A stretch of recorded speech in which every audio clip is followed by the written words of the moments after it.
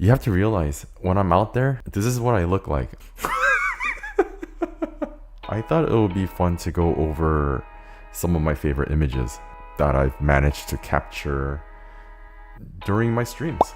And the cool thing is, because I'm streaming it, you get to see kind of the behind the scenes. Not behind the scenes, but you just get to see how I actually make these pictures.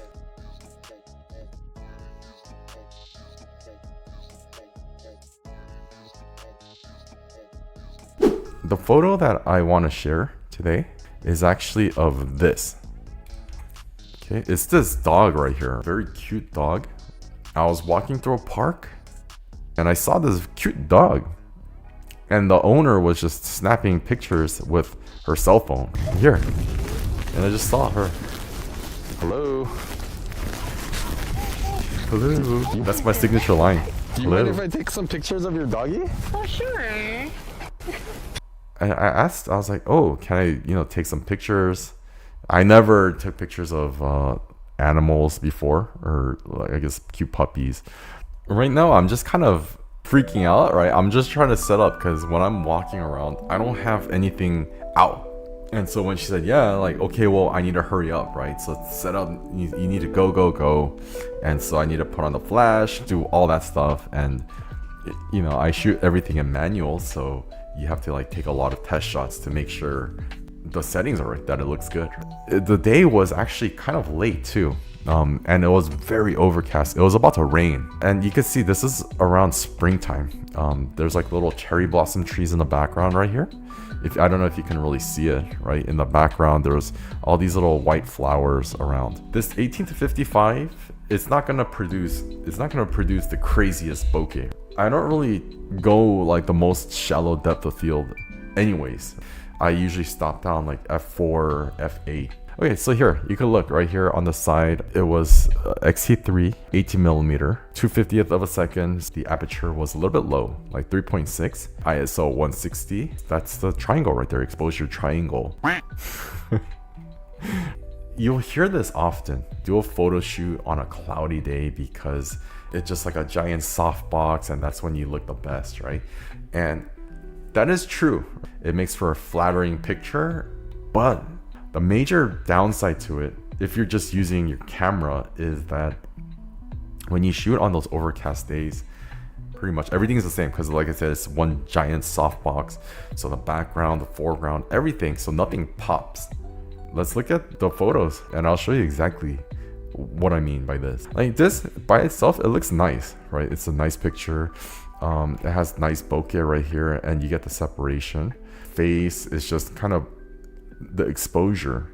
Everything just looks very similar from the background. While I was doing this, right, I was on the ground and the doggy was right in front of me. I'm just like on the ground too. And so I asked the owner, hey, do you mind if you hold this flash? And I told her, all you have to do is just point this at the doggy, right? Just point it. That's all you have to do. And she was standing, she was pretty up there, right? And I was down low and she was just holding it and I was on the ground, just snapping away. And that was it.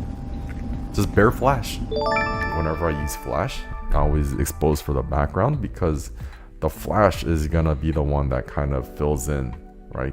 And make the subject, which is a lot closer, like pop out. But here is when we started adding the flash. Look at this burst of bright light right here. This is where I noticed, oh wow, there's a complete separation, right? From here, everything just kind of blends together.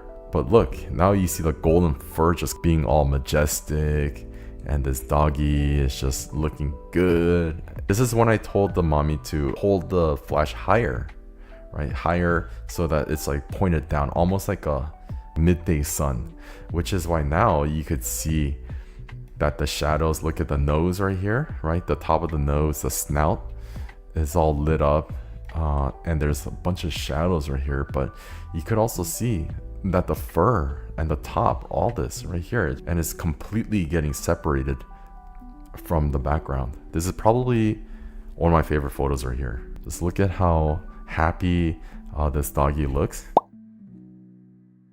Look at what trigger I'm using. That was actually one of my favorite triggers right there. but it broke. It was LightPix Labs. Right? So this will go on your camera and this will attach to your flash. So pretty much any flash. It's amazing. This is so amazing. Why did it break? I'm so bummed. This is a receiver. You would just slot it onto your flash like this. And that's it. This is so nice right here. That's all it is. The other part was the transmitter right here, right? But this stopped working. It stopped turning on. I opened this, right? You could see it. I opened it and I soldered in the new battery and I did all that. It worked for a little bit, right? But it broke again and I hot glued it back shut, the lid. But this would go on top of the camera.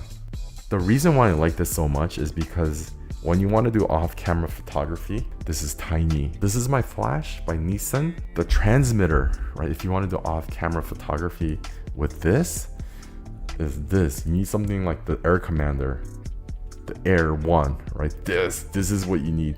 And this will give you like TTL, but I don't use that stuff. So it's kind of unnecessary for me, right? This Nissin Air 1. And it's so huge. It doesn't do TTL. It just sends a signal to fire the flash. So you just put it on your camera. And that was it. Look at this. This is amazing. I just wish it didn't break that easily for no reason. I love this thing. LightPix Labs. When I saw this picture, I was just kind of blown away. I was like, wow, I can't believe I did this. I can't believe I made this. This is the photo shoot that kind of helped me realize, and it finally clicked for me, how much lighting can really enhance a photo.